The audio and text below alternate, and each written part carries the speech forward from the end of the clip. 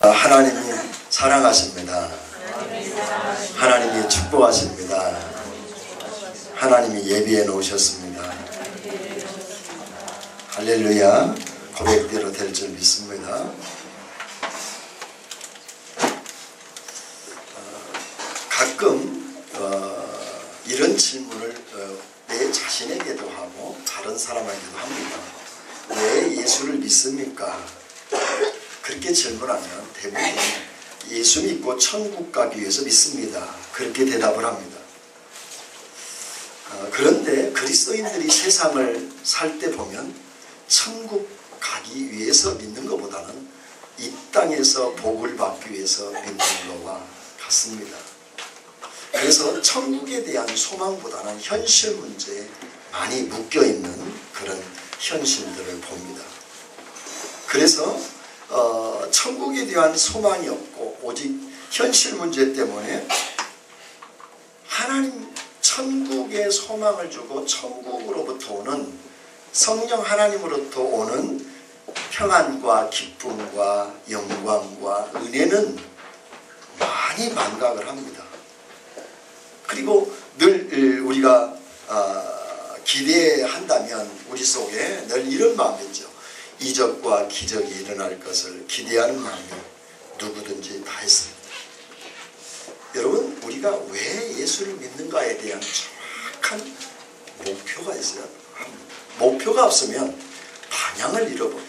방향을 잃어버리면 목적지에 도달하지 못합니다. 그렇기 때문에 정확한 방향을 부산을 가야겠다, 미국을 가야겠다라고 정확한 노선이 둬야 차를 타고 가든지 비행기를 타고 가든지 방법이 생기는 것입니다. 근데 목적이 어딘지 모르고 막연히 그냥 목적지만 알고 안다 하더라도 방법을 모르고 가면 거기는 많은 낭비가 따르게 된다는 것입니다. 여러분, 우리 예수 믿는 목적이 궁극적으로는 천국 가는 것입니다. 할렐루야. 네. 그게 아니면 예수 믿을 필요가 없습니다. 그런다고 이게 그러면 천국 가는 것만 다냐? 아닙니다. 이 땅에서도 천국을 신앙생활을 하는 겁니다. 이 땅에서도 천국을 경험하기를 축복합니다. 앞으로 죽어서 갈 천국만 생각해도 그건 잘못된 신앙입니다. 이 땅에서도 천국이 우리에게 임하신다는 것이죠. 그런데 이 땅에서 천국에 임하려면 반드시 뭐가 있어야 됩니다. 내가 변화가 돼야 돼요. 어떤 변화? 세상을 바라보는 가치관, 삶의 목적이, 사는 이유가 세상 사람들과 같아서는 천국을, 이 땅에서 천국을 경험할 수 없습니다. 따라서 반드시 변화가 와야 됩니다. 여러분, 예수를 믿으면서도 변화에 관심이 없고 예수 그리스도 생명을 통해서 변화에 관심이 없고 무엇을 얻으려고 하는 데만 관심이 많으면 그건 무속신앙입니다. 점쟁이가 추구하는 기도와 다른 바가 없습니다. 꼭 기억하셔야 됩니다. 뭘 얻으려고 하면 안 얻어지면 실망하고 낙심하고 예수님도 없고 기쁨, 평안, 감사가 없어집니다. 근데 여러분, 그것이 목적이 아니라 주의 성령이 되게 오셔서 나를 변화시켜서 왜 살았는지, 어떻게 살아야 되는지, 무엇을 위해서 살아야 되는지 정확히 알면 변화가 되어 있습니다. 따라서 여러분, 우리가 철저하게 이제는 주의 성령이 오시고 예수 그리스도의 복음의 생명으로 내가 접붙임 받고, 오늘 권사님이 기도한 것처럼 내가 그리스도와 연합되고 주의 성령이 오면 반드시 변화가 옵니다. 그래서 우리의 신앙의 항상 목표가 뭘 얻는 데 목표를 가지면 늘 속기 쉽습니다. 이방인 신앙과 다른 바가 없다는 겁니다. 그건 무속신앙입니다. 기독교의 참신앙은 뭐냐? 변화에 있습니다. 자, 보십시오. 구약이든 신약이든 복음을 만나고 하나님을 만나고 예수님을 만나서 변화되지 않는 사람이 있습니까? 반드시 변화합니다. 변화에 대한 성숙과 정도는 차이가 있을 수 있습니다. 그러나 반드시 변하게 되어 있고 하나님을 가까이 하면 할수록 변하게 되어 있습니다.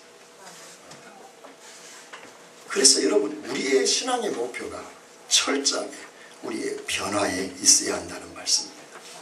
그럼 변화를 받으려면 어떻게 해야 되느냐? 어떤 신앙관을 가져야 되는가? 라고 하는 것을 오늘 성경을 통해서 보여주고 있습니다.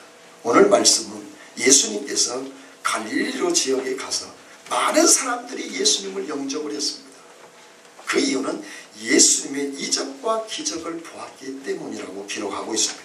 역시 가나 지역에 가서 여기 가나 지역에 가서 찾아갔는데 한 신하를 왕의 신하를 만나게 됩니다. 근데 여기가 어디냐면 가나라고 얘기하면서 46절에 보면 물로 포도주를 만들었던 가나라는 말을 표현하고 있습니다. 이 말은 가나의 혼인잔치에 물을 포도주로 만들었던 그런 기적이 일어났던 첫 번째 표적, 요한복음 7가지 표적으로 기록되어 있다고 했죠. 첫 번째 표적에 일어났던 이 지역에 예수님이 또 가시게 됐는데 거기에 보니까 가 있을 동안에 가버나움이라고 하는 곳에서 왕의 신하가 자기 아들이 죽게 되었다고 예수님께 와서 간청을 해서 자기 아들을 살려달라고 말씀하고 있습니다. 가버나움에서 가나까지의 거리는 45km입니다. 45km는 젊은 사람이 적어도 빠른 거 모르고 9시간에서 10시간을 걸어야 올 수 있는 거리입니다. 이 먼 거리를 이 왕의 신하가 찾아왔습니다. 근데 이 왕의 신하는 원문에 이 신하라고 하는 왕의 신하는 원문을 보면 왕족이라는 뜻이에요. 귀족입니다. 왕족이고 또 이 아들은 어떤 아들이냐? 아들인데 이 파이디온과 파이스라고 한 말은 번갈아서 쓰는 거 보면 작은 아이가 아니라 상당히 성숙한 10살에서 13살 된 아이입니다. 그리고 이 정관사를 썼어요. 헬라 원문에 보면 그 말은 무슨 뜻이냐면 외아들이라는 뜻이에요. 이 땅에 하나밖에 없는 외아들, 그 외아들이 지금 병들어 죽게 됐다는 것입니다. 그래서 그 얼마나 간절한데 이 왕족이 불원천리 이 먼 길을 100여리나 되는 이 길을 단숨에 달려와서 예수님께 요청하는 이 귀족이 목수인 예수님께 질병의 치유를 간절히 간청하고 있습니다. 얼마나 간절했겠습니까? 이 귀족이고 어느 정도 위치도 있고 물질도 있고 빽도 있고 능력도 있다면 자식 살리려고 얼마나 노력을 했겠습니까? 아무 소용이 없었습니다. 그래서 예수님을 만나면 치료를 받을 수 있겠다는 이 갈망 때문에 예수님께 와서 간절히 요청하고 있습니다. 그런데 참 특이합니다. 많은 이적과 사건 속에서 이렇게 간절한 마음으로 왔다는 것은 예수님만 만나면 병을 치료될 수 있다는 소망과 믿음을 가지고 왔는데 예수님은 아주 노하여 책망을 합니다. 뭐라고 책망합니까? 48절 보십시다. 예수께서 이르시되 너희는 표적과 기사를 보지 못하면 도무지 믿지 아니하리라. 표적과 기사를 보지 못하면 너희가 믿지 아니하리라. 이것이 오늘 우리의 깊이 생각해 볼 말씀입니다. 우리가 예수를 믿는데 뭔가 능력도 나타나고 체험도 있고 응답도 받고 무엇이 착착 이루어져야 하나님으로 믿는다는 거예요. 그런 것만 따진다는 거죠. 거기에서 뭔 신앙의 동기를 찾는다는 거예요. 그걸 책망하고 있습니다. 여러분 표적과 표적이라는 것은 두 가지 표적이라는 말, 기적, 표적, 이사 이런 같은 뜻입니다. 기사 같은 뜻입니다. 근데 표적이라는 표현을 단어에 썼을 때는 이 원문을 썼을 때는 특이한 면이 있어요. 표적은 언제나 계획된 예수님이 행동하실 때 표적입니다. 어떤 계획된 일을 표현하느냐면 당신이 메시아 되신 것을 표현할 때 이 표적이라는 말을 써요. 그것을 성경에서 특히 요한복음에서 기록해요. 예수님께 그러니까 이 표적이라는 것은 메시아 되심을 표현할 때 이적을 일으키는 것이 뭐냐? 표적이에요. 그런데 이 표적을 그 가나의 혼인잔치에서 일어나는 물로 포도주를 바꾼 사건을 보고 지금 왕의 신하가 쫓아온 거예요. 이것도 대단한 믿음이죠. 예수 믿음의 아들을 해결할 수 있다. 근데 문제는 뭐냐? 이 아버지에게 찾아온 그 마음의 중심을 꿰뚫어본 예수님께서 책망하시는 것입니다. 여러분, 표적이라는 것은 철저하게 당신의 메시아 되심을 표현할 때 말씀하신다고 했죠. 그래서 요한복음 6장 26절에 보면 이 표적을 표현할 때 오병이의 기적을 일으키고 5,000명을 먹이고 12광지가 남는 이런 엄청난 사건이 일어났을 때 예수님을 왕으로 세우려고 쫓아했을 때 예수님 도망가버렸어요. 왜 도망갔죠? 표적만 보고 예수님만 보면 배부르겠구나. 예수님만 보면 병 문제 해결하겠구나. 예수님만 따라다니면 한자리 하겠구나. 예수님만 따라다니면 모든 내 인생 문제 풀려지겠구나. 요것만 가지고 따라다니면 예수님 도망가버려요. 그러면서 6장 후반부에 보면 내 살을 먹는 자는, 그 성찬에 대한 얘기 안 하고 내 살을 많이 먹는 자는 생명을 얻는다고 그랬어요. 내 피를 마시는 자는 하나님 나라의 영생을 얻는다고 말씀하고 있어요. 그러니까 표적은 철저하게 예수 그리스도의 이 6장에서도 십자가의 죽으심과 부활을 믿는 그 표적, 예수님을 믿음으로 영생을 얻는 메시아 되심을 찾아가야 되는데 예수님을 따르는 것이 단순히 내 필요만 채워주는 것으로만 생각한 것에 대한 잘못에 대한 책망입니다. 그러니까 지금 이 신화에 대한 문제가 뭡니까? 이 신화에 대한 문제는 다른 문제가 아니에요. 아들을 고쳐달라고 하는 게 당연하죠. 그가 오랫동안 신앙생활한 것도 아니고 이제 그냥 아들 하나 낳을 수 있다는 소망 가지고 쫓아왔는데 그 믿음을 기특하게 본 게 아니라 책망하신다는 것에 대하여 이적 중에서 특별한 사건으로 봅니다. 책망을 하시는 거예요. 왜 책망을 하시죠? 또 여기 보면 너희라고 표현해요. 복수로 표현해요. 48절에 보면 너희. 그 말은 무슨 얘기예요? 갈릴리에서 가나의 혼인잔치에 참여하고 그 표적을 보고 기적과 이사를 보고 예수님을 영접한 사람을 비롯한 이 왕의 신하의 마음을 보고 책망한 거예요. 왕의 신하가 단순히 자기 질병만 해결하는 사람으로 예수님을 봤기 때문에 책망하신 거예요. 예수님을 메시아로 봐야 돼요. 그것을 보지 못했다는 것입니다. 한 걸음 더 나가서는 이 사람은 뭘 못 봤느냐? 고통을 통해서 주시는 하나님의 은혜를 못 본 거예요. 그래서 그냥 오로지 자식 문제만 해결하면 된다고 하는 그 마음 하나만 가지고 온 거예요. 우리가 여러분 이 사건을 하나의 아들이 치료됐다. 할렐루야. 우리도 기도하여 치유를 얻읍시다. 거기에 머무르면 안 됩니다. 그건 당연한 것입니다. 우리가 어떤 문제도 아들의 문제와도 주님께 나오면 치료가 되는 줄 믿습니다. 그러나 여기에 머무르면 안 돼요. 주님이 왜 치료하셨을까? 우리 아들을. 왜 주님이 치료하셨을까? 그리고 왜 나를 책망했지?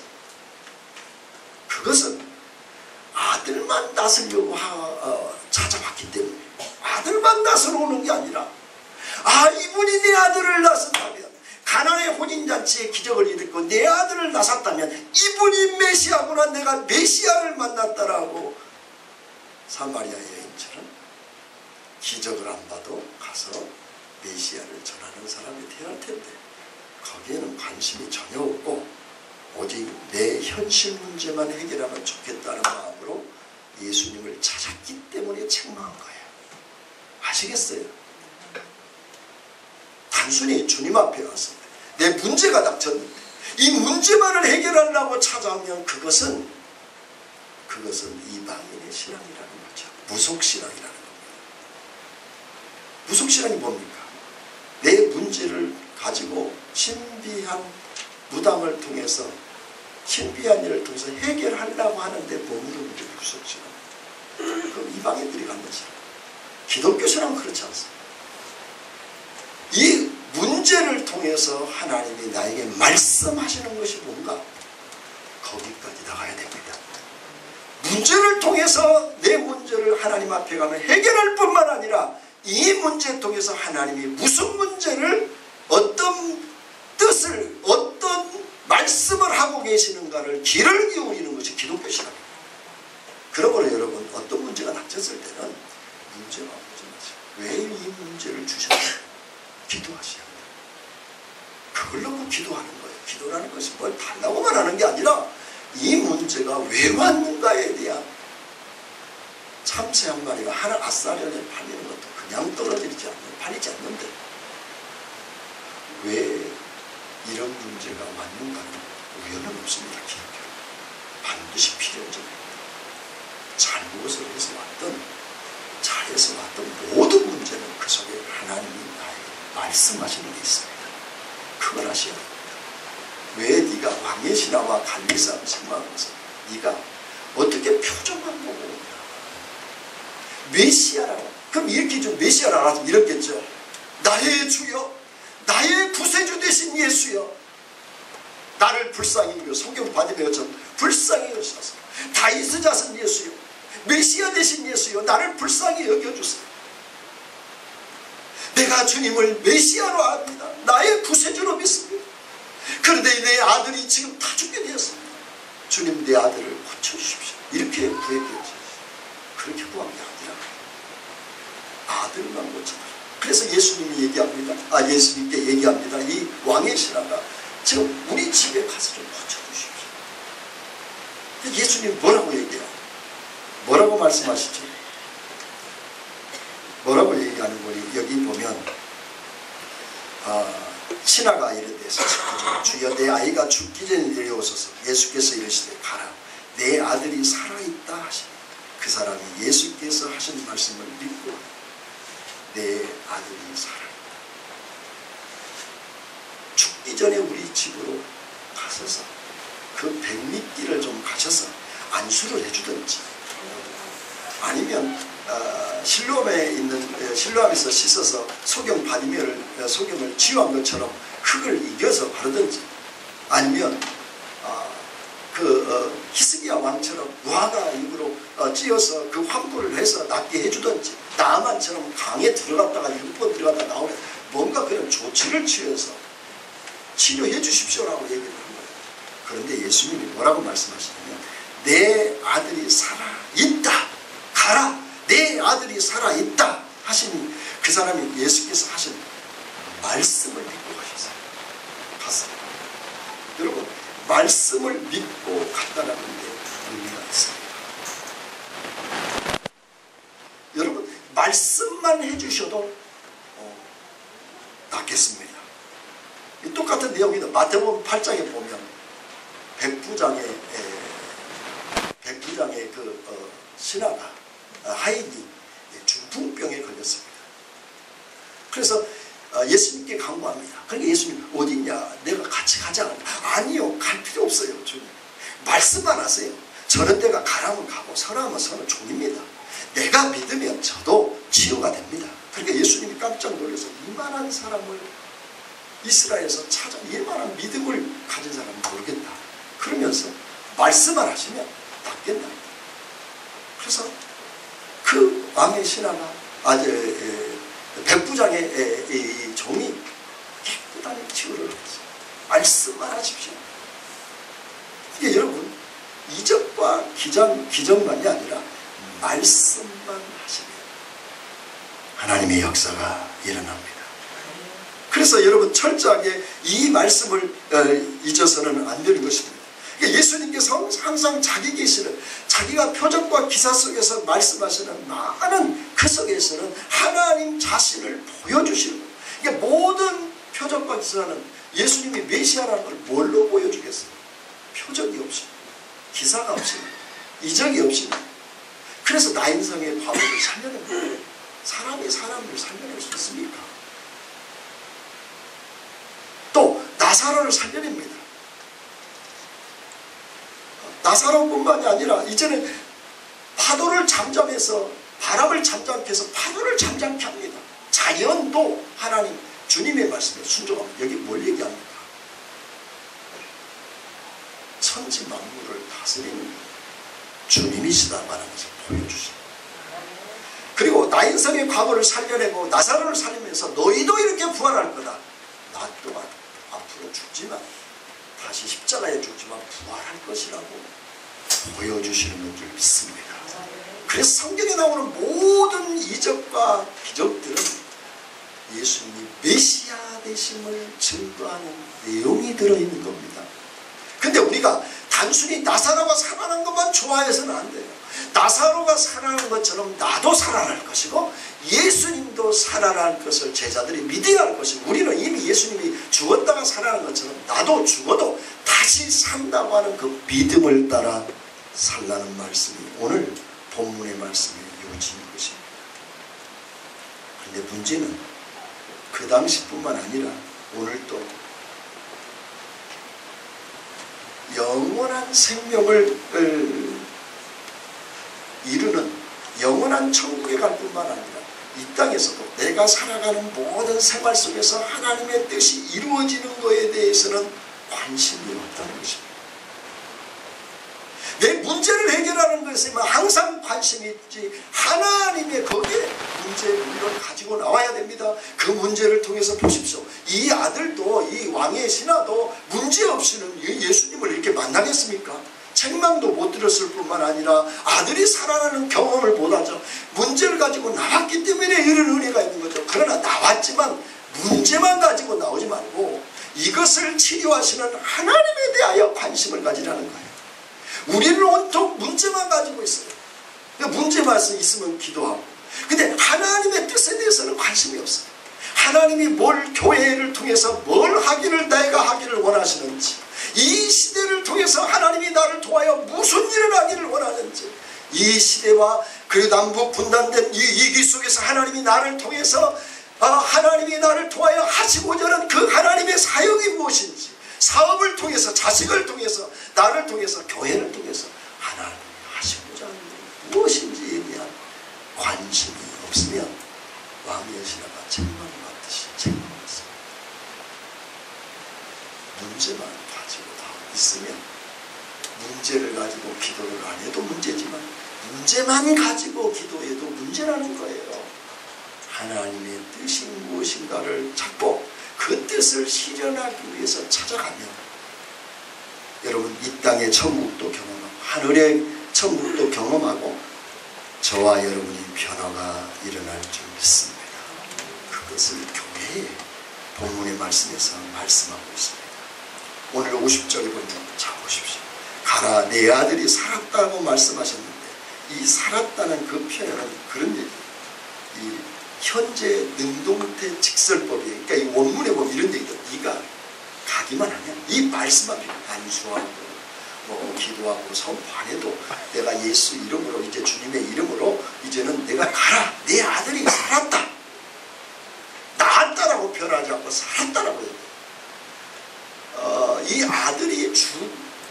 이 아들이 아프다고 표현하지 않고 이 아들이 죽게 되었다고 얘기를 해요. 그래서 살아난다. 내 아들이 나을 것이다 그러냐고, 내 아들이 살아나라. 이 말은 네가 가는 도중에, 내가 선포하는 이 시간, 그 현장에 지금 아이가 좀 나섰을 것이고 네가 가는 도중에 만날 것이다. 네 가는 도중에 그 아들이 살아난다는 소식을 들을 것이다는 말이 내 아들이 살아난다. 현재 능동태 직설법이니까 그러니까 지금 그 선포한 그것이 가면 치유가 됐을 거다. 당장 치유가 지금 현재 일어났을 것이다. 그러니까 네가 도착하기 전에 그 소식을 들을 거다. 결국은 이 신하가 그 다음 가게 되죠. 근데 하룻길을 한 10시간 가까이를 걸어왔으니 또 10시간 가까이를 가야죠. 그 이튿날에 어떤 신학자들은 이 사람 믿지 않고 왔다고 생각을 해요. 왜요? 아니 단숨에 달려가지고 어떻게 이틀 동안 달려가는데, 그렇지 않습니다. 이틀이라는 것은 유대인의 계산은 해가 지면 그 다음에, 우리는 그 다음날 자고 해가 떠야 다음날이라고 해요. 유대인의 계산은 해가 지면 그 다음날이에요. 막 그렇지 않을지라도 10시간을 걸어왔다가 예수님한테 부탁을 하고 다시 돌아갈 때 10시간 걸리니까 24시간 걸리죠. 이틀이 걸 수밖에 없어요. 오늘 50절에도 보면 뭐라고 말씀하냐면 말씀을 믿고 갔다고 그랬어요. 그러니까 이 신하가 치유되는 역사는 뭐냐면 말씀을 믿고 간 거예요. 그 믿고 갔더니 그 말씀대로 치유가 일어났다는 것입니다.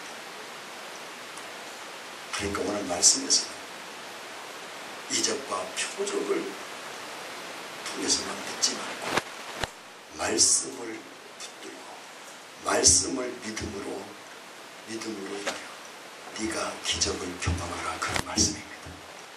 그러므로 여러분 말씀을 붙들고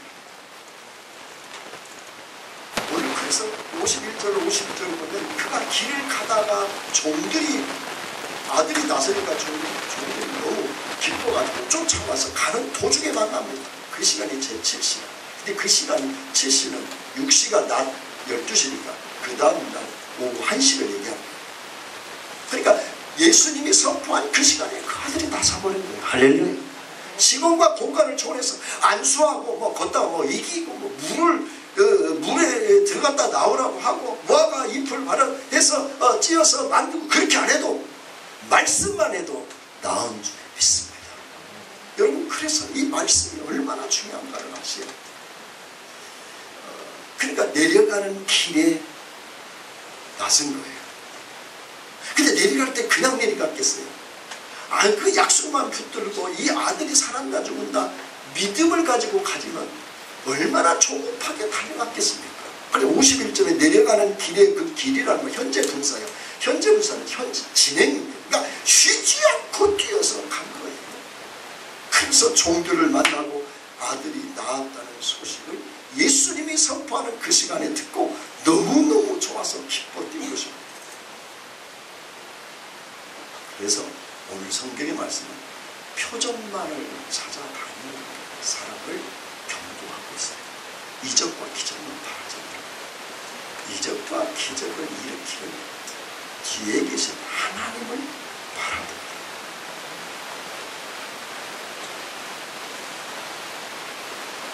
제가 금요일에도 말씀을 드렸는데 제가 나온 신학교 모교에서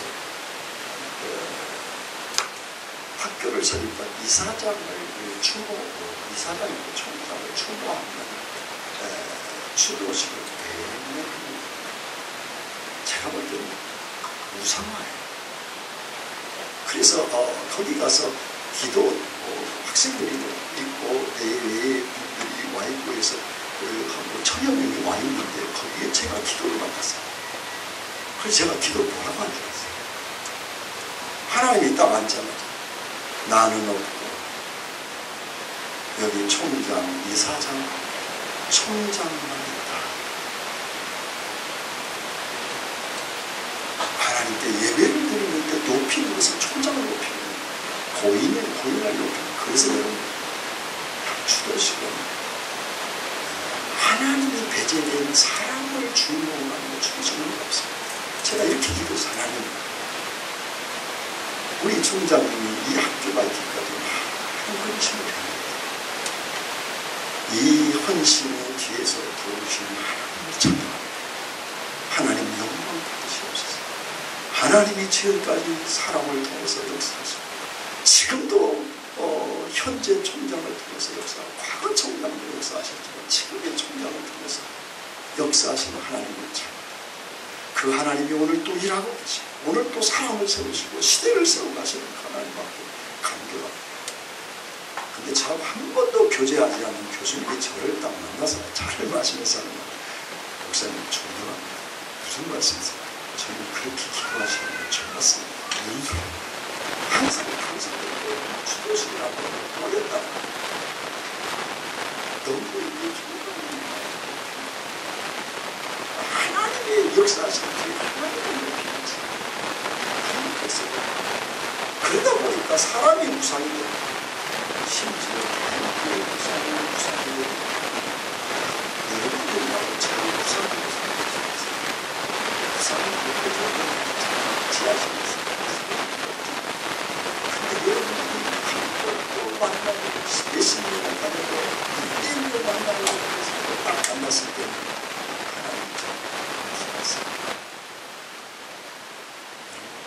그 뒤에 역사하시는 하나님을 보셔야 됩니다. 여기서도 너희들의 표적과 기적을 보지 말고 그 그 뒤에 역사하신 메시아 되신 예수 그리스도를 보라는 것입니다. 그래서 책망하신 것이고 말씀하신 것입니다. 여러분, 여기에서 중요한 메시지 하나가 있습니다. 왕의 신하가 이 가족들이 믿음을 얻게 된 계기가 뭔가? 여러분, 이 일로 인해서 결국 어떻게 돼요? 이 아이가 살아납니다. 아이만 살아났나요? 아닙니다. 이 53절에 보면 그 온 집안이 다 믿게 되었습니다. 아들만 낳은 게 아니라 온 집안이 다 예수를 믿게 되었습니다. 왜 그렇게 됐습니까? 아마도 여러분, 이 귀족 중에 귀족이요 왕족 중에 한 아이가 병을 낫지 못해서 치료를 못하고 매일 집에 있다고 생각해 보십시오. 이 집에 있는 친구, 누가 아픈 사람 하나 있으면 저도 어머님이 수년 동안 투병 생활하는 걸 봤기 때문에 그 투병 생활하는 그 환경에서 사실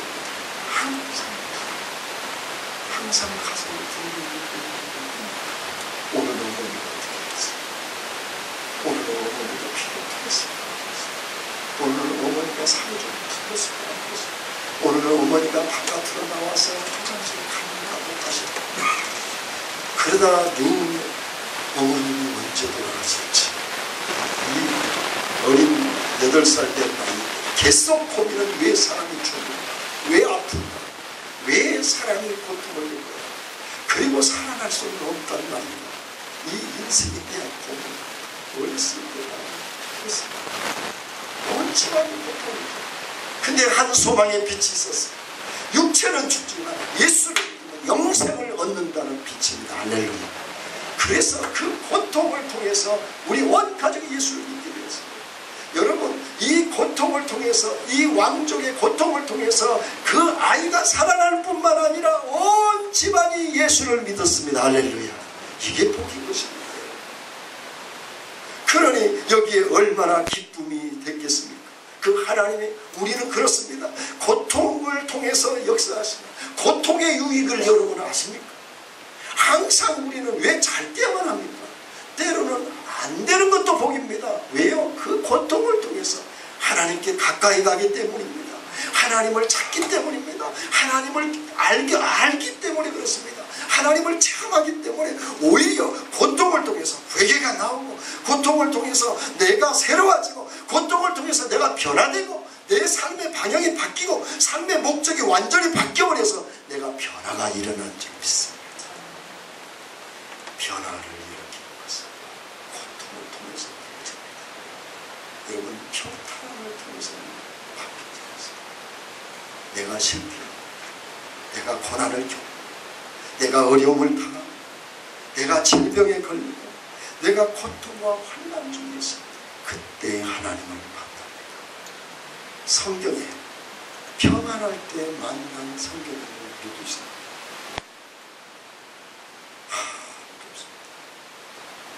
반드시 고통 중에 하나님을 찾아오셨습니다. 왜냐하면 인간은 평안할 때는 말씀을 듣지 못해요. 우리가 욥기서 벌써입니다. 그렇게 욥에게 찾아왔어요.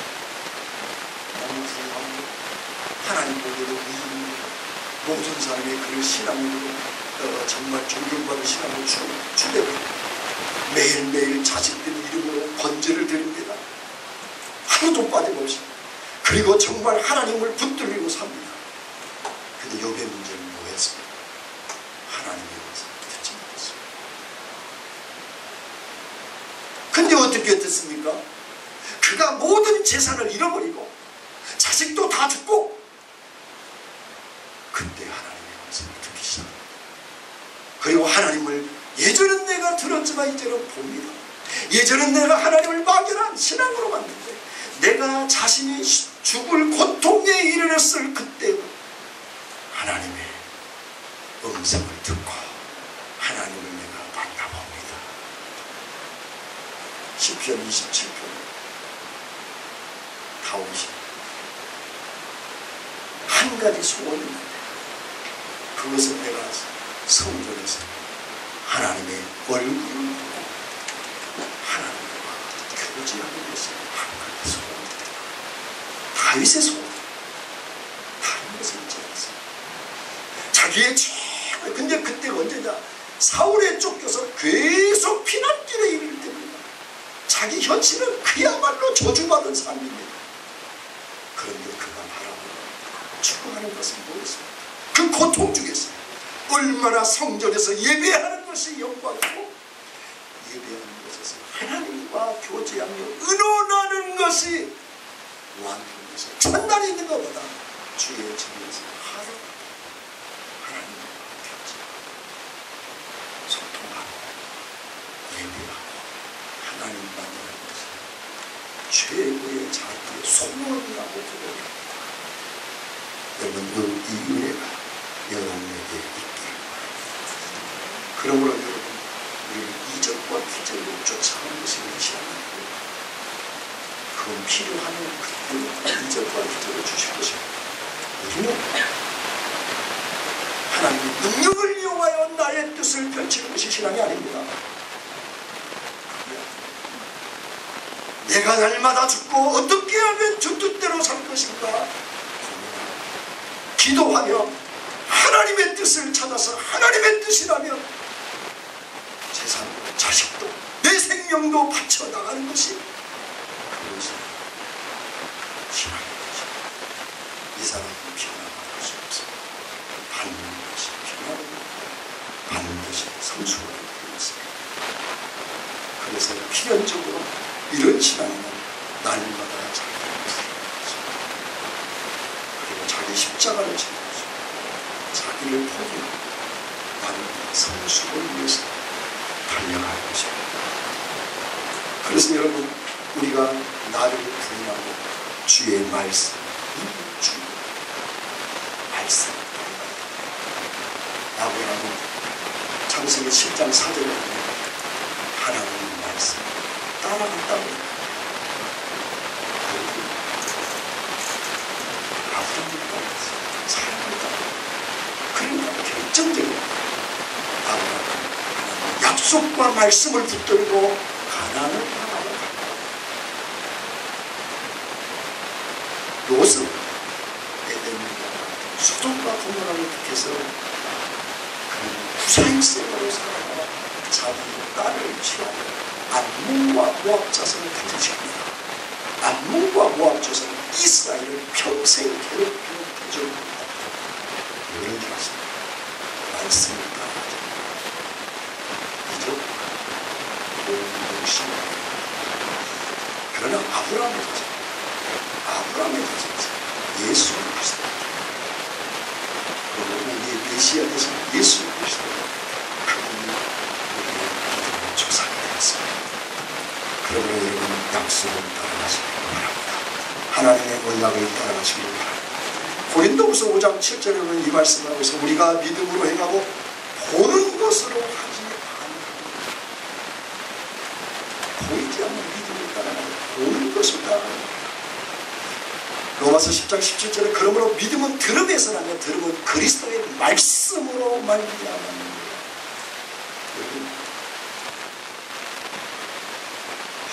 반드시 말씀을 잊지 않으면 성장이 되지 말씀을 등하지 않으면 신앙생활이 더디고 말씀을 등하지 않으면 건강한 신앙생활 그리고 말씀을 뿐만 아니라 반드시 거듭나는 기도를 한 시간 반드시 말씀을 한 시간 잡으셔야 기도만 해도 하면 말씀을 몰라서 구속신앙으로 가기 쉽고 말씀만 보면 말씀이 하나님의 성령의 가르치심을 받아야 하는데 자기 생각대로 해서 그래요. 그래서 말씀을 기도를 반드시 마쳐야 해요. 그러면 기도만 하면 보이는 것만 가지고 믿게 됩니다. 그러나 말씀을 보고 기도하면 보이는 것만 아니라 보이지 않는 것도 믿게 되는 거죠. 보이는 것은 잠깐이요 보이지 않는 것은 영원한 거죠. 고린도후서 4장 18절 그런 말씀처럼 철저하게 여러분 말씀과 기도를 같이 병행할 때 거기에 온전한 신앙이 서는 줄을 믿습니다. 거기에는 여러분 기적을 쫓아다니면서 자기 욕구를 채우려고 하는 것은 무속신앙입니다. 무속신앙은 나의 소원을 이룰 줄은 몰라도 나의 변화를 주지 않습니다. 기독교 신앙은 반드시 자기 변화를 이루는 것입니다. 이제 우리가 기독교에 우리 따라서 우리 기도의 목표가 자기의 필요를 구하는 것에 머무르면 무속신앙이지만 반드시 자기 변화를 위하여 우리가 기도하면 거기는 참다운 신앙이 있는 줄 믿습니다. 묻습니다. 내 변화를 구하는 어떤 문제에 해결되어서 그걸로 인하여 기도하게 되죠. 이 부분은 반드시 이 문제가 왜 왔는지, 그래서 내가 어떤 변화를 가져야 되는지. 우리의 변화는 여러분 신앙에 머무르지 않고 이제는 예수님께까지 자라가는 신앙으로 하나님이 요구하십니다. 예수님처럼 자라가는 얼마나 우리가 약속을 지켜야 합니다. 여러분 성경의 신학자들이 과학의 표현하면 그렇게 합니다. 32,500가지 약속이 있다고. 35,500가지 15,000여 구절이 되는 한 구절에 하나님의 약속이 있습니다. 그러니까 성경 구절 모든 것이 말씀이 하나님의 약속입니다. 그 약속을 붙들고 가면 하나님께서 놀랍게 역사하실 줄 믿습니다. 이적과 표적으로만 가지 마십니다. 반드시 이적과 표적도 기대해야 되죠. 더 중요한 것은 반드시 말씀의 약속을 반드시 이루어지도록 그걸 놓고 기도하시고 놀라운 은혜가 일어날 줄 믿습니다. 이것은 반드시 저와의 변화시킵니다. 저도 가장 괴로운 게 변한 줄 아는 하나님의 변화입니다.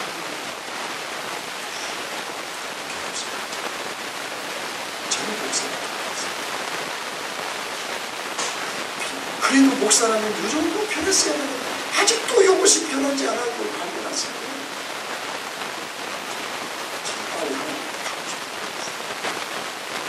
아직도 변화가 안 나요. 나도 그러면 아직도 표적과 기도하면 받았잖아. 집사님한테 갑자기 사고가 빵 터져가지고 교회가 문득 한 1,000억 안에 세웠으면 좋겠다. 이 마음이 내 안에 네가 왕이서 네가 강해서 용서해 주세요. 그런 신앙, 연약한 신앙이 오늘은 신앙일 수도 있어요. 오늘 말씀을 위해서 바다에 당시 포도주로 바꾸면서 왕의 신앙의 자녀를 바꾸면서 예수님이 메시아라고 하는 그러므로 여러분 하나님의 능력만을 보지 말고 하나님의 능력 뒤에 역사하시는 주님을 보시기를 바랍니다. 여러분 우리는 하나님의 능력을 믿는 게 아닙니다. 하나님 자체를 믿는 것입니다. 하나님의 고난도 믿는 거고 고통도 믿는 거고 어려움도 믿는 거예요. 거기에 하나님이 계신 것을 믿습니다. 만사형통 잘 때는 기적만 그 하나님만 믿는 게 아니라 나를 실패케 하고 나를 낙심케 하고 내가 절망에 이르는 그 속에서 말씀하시는 하나님을 믿는 거예요. 그러면 하나님의 약속을 드리십시오. 우리의 기적이 일어나지 않는다 그래도 하나님의 약속이 더 크지 않습니다. 32,500까지 약속을 드리십시오. 그렇다면 그렇다면 그 약속을 이루면서 성령의 도움으로 매일 1시간 40분 기도하십시오. 이 사람에게 어찌 신부라고 말하지 않겠습니까? 이 사람이 어찌 변화가 되지 않겠습니까? 이 사람이 어찌 하나님의 이 땅의 천국을 경험하지 않겠습니까? 이들과 기적을 하나님을 못 보는 것이 그러면 말씀 매일매일 1시간씩 기도하십시오. 여러분 천국이 일어나 변화가 일어나 행복한 마음을 심는 주님 조금 있다 오십시오. 그렇게 고백하지 않고 주님 믿으세요. 주님 살아계신다. 그런 고백이 매일 일어나며 주의 이름